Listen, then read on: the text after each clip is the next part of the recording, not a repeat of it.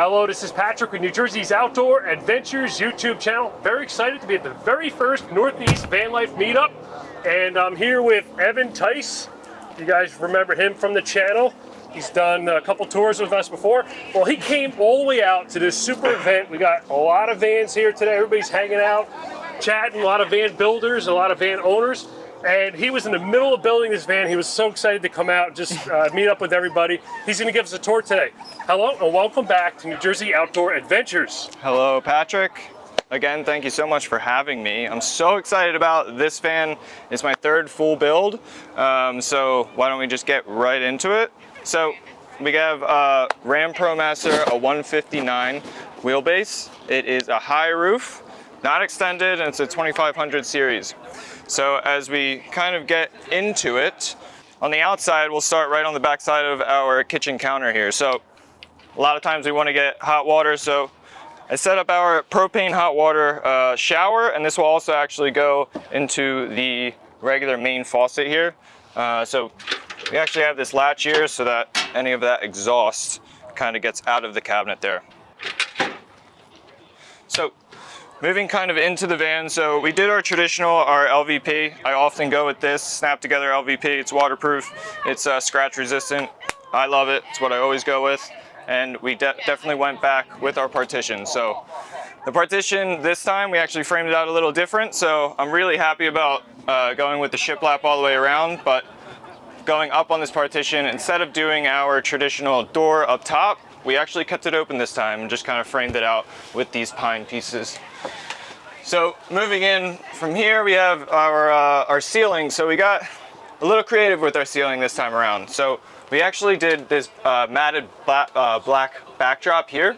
And then on top, we did these pine strips, which we routed out these edges. And we did some strip lighting along there. So we actually have 3 different lighting settings that we went. So this dark walnut stain is kind of the theme for this time around.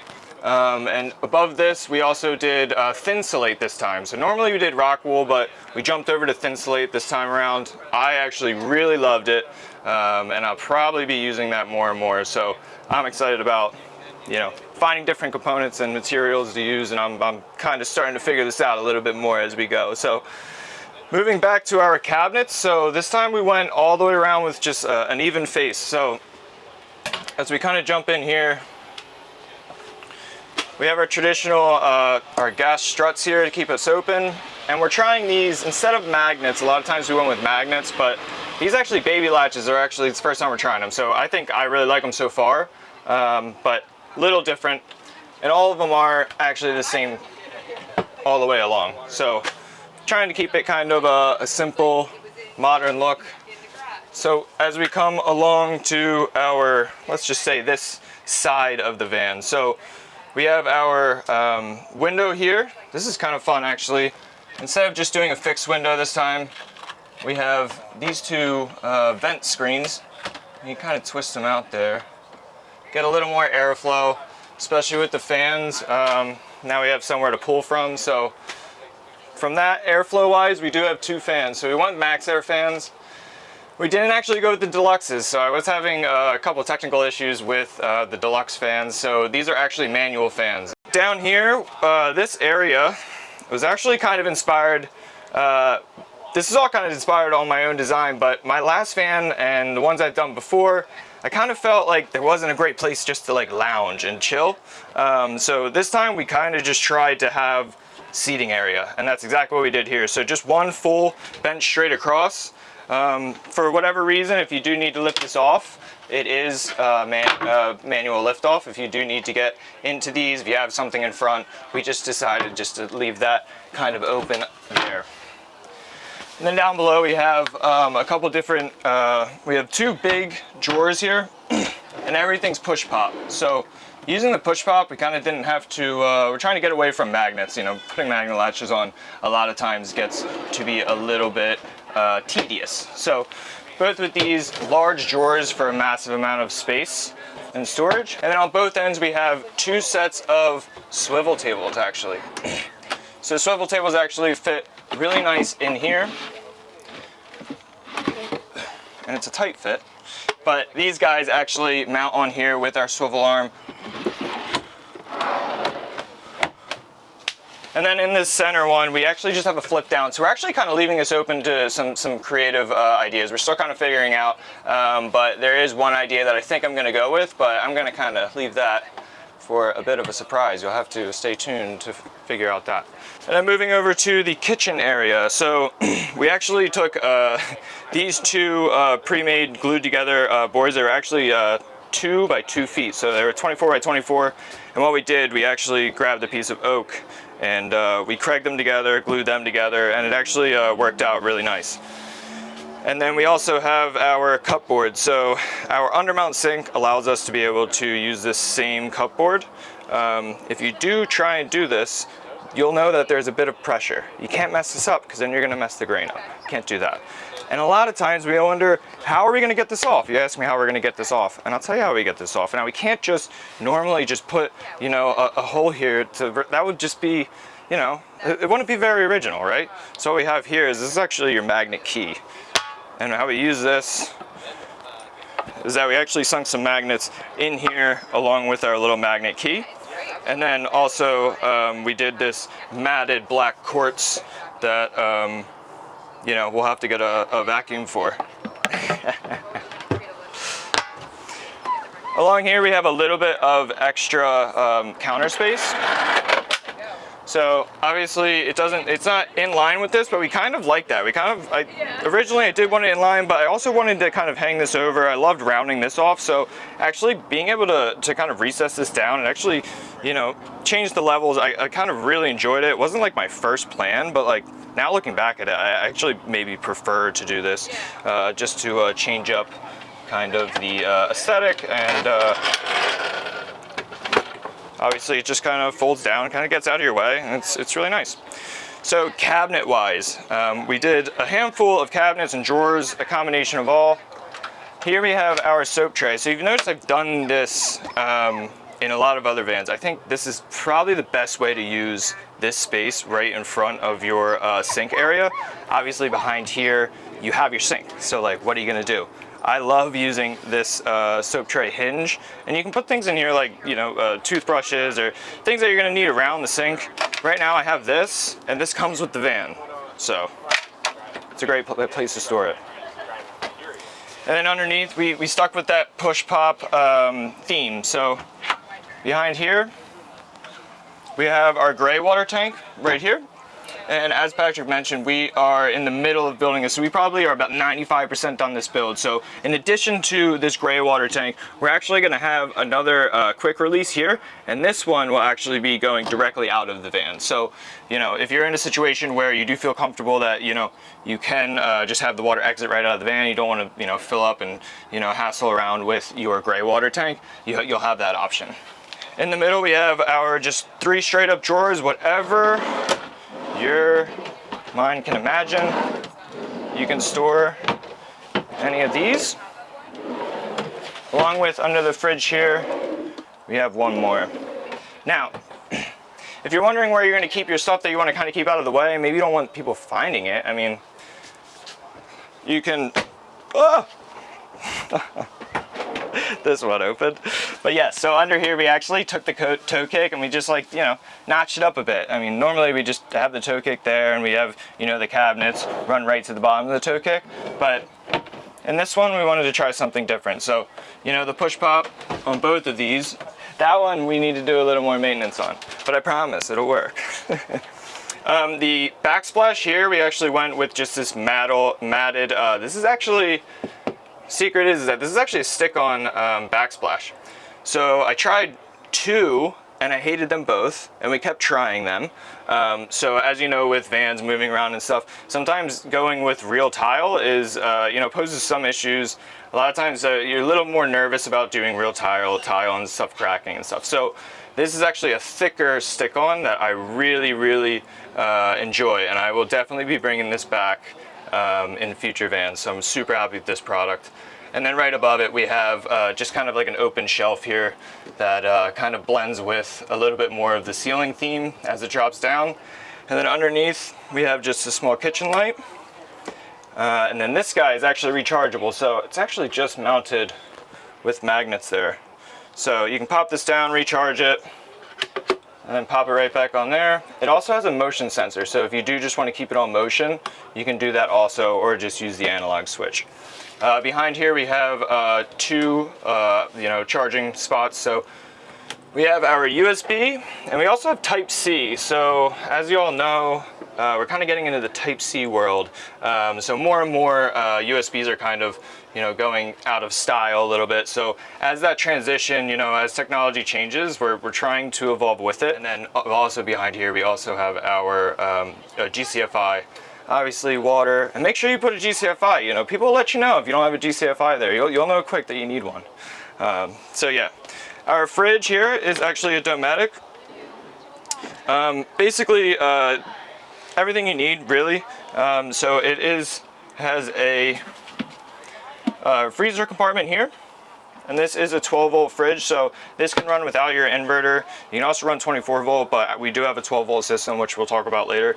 Moving back to the bed area, we kind of just kept the same theme. So this is all pine. So pine, originally we started with just like a normal special walnut, but I wanted to go with something darker. I wanted this to be more of a a rooted kind of homey, warm feeling vibe.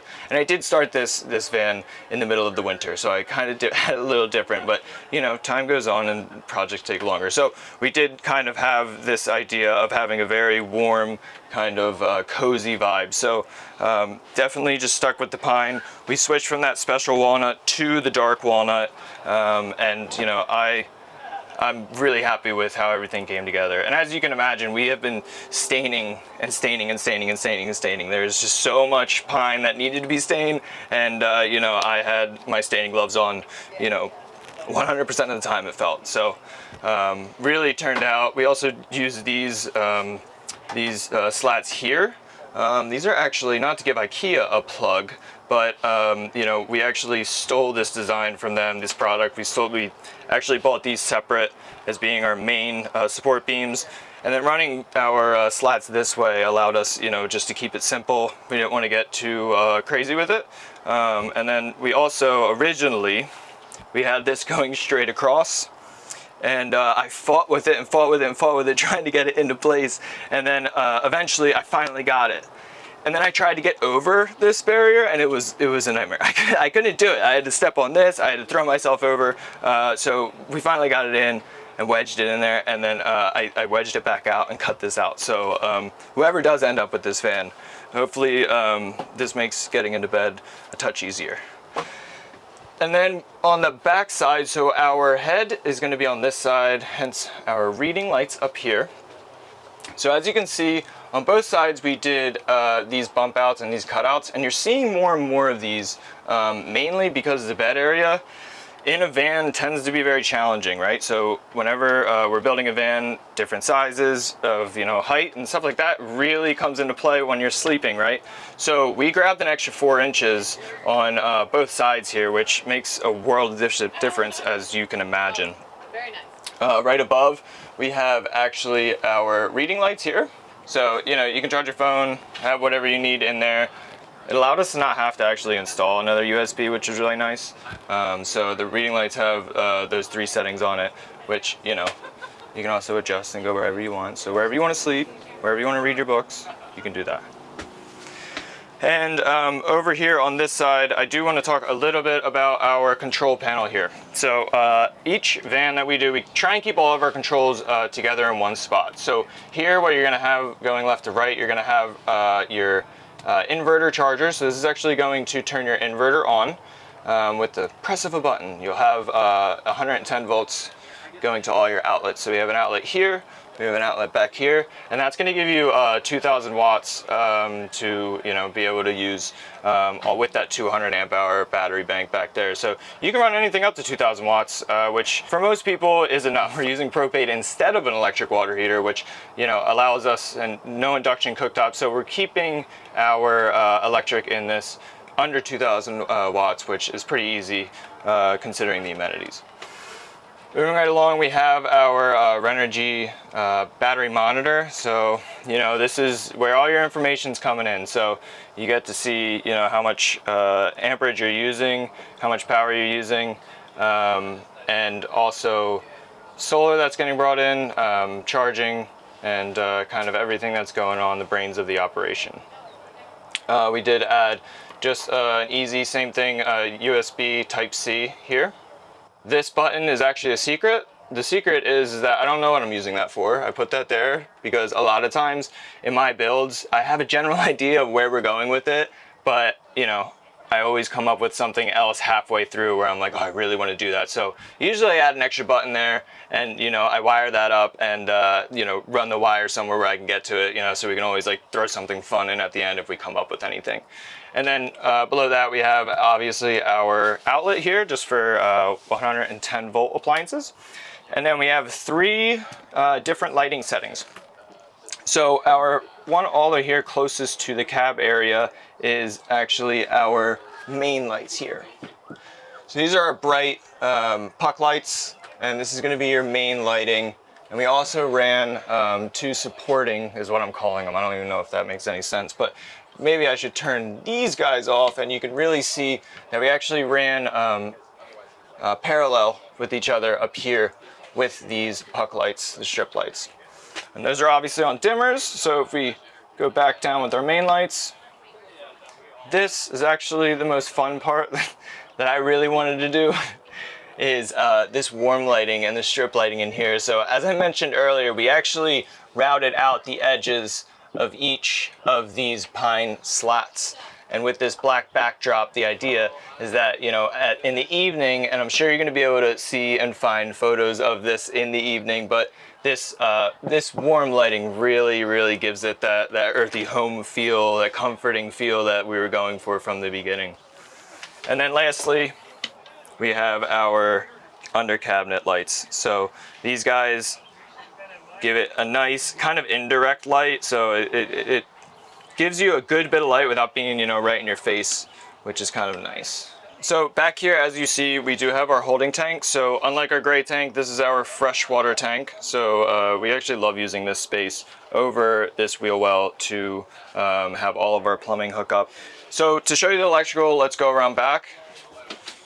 So we actually have on the roof, we have 2 180 watt solar panels. So the solar panels add up, they're running parallel. So we have 360 watts of solar on the top, which charge our 200 amp hour battery back here. So underneath, we actually have 2 100 amp hour Renogy batteries. They're both lithium, and those are running parallel. So we're packing 200 amp hours at 12 volts. And then aside that is our inverter charger. So we all know about, you know, we have an inverter to take 12 volt to 110 or 120, and we also have shore power chargers. So that actually does both of those in one unit. And what's great about that is that if you do plug into shore power and you're using 110, 120 appliances, it's actually going to go directly to that. So it's not necessarily going to cycle your batteries or charge your batteries right away, or it'll charge your batteries, whichever one is necessary at the time. So it really uses your power very efficiently. So we also have all of our operational stuff on this side. So the design of this system is anything that you would have to get to on, you know, in case anything happens, you have to get to your breakers for your 110 and 120 stuff, or your fuse box here, and then your main switch also. That's all accessible right from this outside door. And then also our breakers and stuff are also fairly accessible for our ins and outs for our solar, for our DC to DC charger going up to our chassis battery. So on the passenger side, we have a 15-gallon water tank. So we did keep it fairly moderate for this build. Everything else with the plumbing pump, the accumulator to hold pressure in that system, and our strainer is all behind mounted against that wall back here. Below that, we also have another GCFI outlet. Remember, water's here, GCFI every time. And then we have here is just a dimmer switch for our garage lights. So as you can see, we actually ran this strip lighting, this warm strip lighting underneath, inside each one of these support beams here, which actually at night really looks nice. It's actually like very nice light bar aesthetic. It lights up the whole place, which I like to have garage lighting every single time. When you're digging around back here, when you're working on your electrical, when you're trying to see how much water you have, it's just a nice thing to add on, right? And then lastly, we also have on this same spot side, again, one of those USB Type C. So if you enjoyed seeing this van, I am building 1, 2, sometimes 3 of these a year. All original builds from now on. Mostly we're just sticking to designs that I've come up with, and we just take them to market. So if you do want to keep in the loop for next builds, future builds, you can see us at our website, appalachianvans.com. And then you can also keep up to the day-to-day at our Instagram, which is Appalachian_Vans. And that's where we show you more of the in-depth, raw, goofy side of van building. Yeah, I'm posting on there every day. I'm absolutely obsessed with it. So if you want to come get in touch, get in touch with me. That's probably the fastest way. So definitely check that out. And if you are building your own vans, and one of the most intimidating parts of that is electric, and it's something that I have spent so much time, struggling with from the first one to the last one, and I've built about 20, 25 of them now. So I do know the ins and outs, and if you are a DIYer that, you're a little on the fence, a little intimidated about electric, I offer consultations to help you through that process. We also do pre-wired van kits that are customized to the size you need, what you're gonna be running. We kind of take you and guide you through that kind of, part of the van. So I am here if you need any help, and you know where to find me. Evan, always a pleasure to have you on the channel. This is Patrick with New Jersey's Outdoor Adventures YouTube channel. Hope you enjoyed today's video. See you soon. See you guys.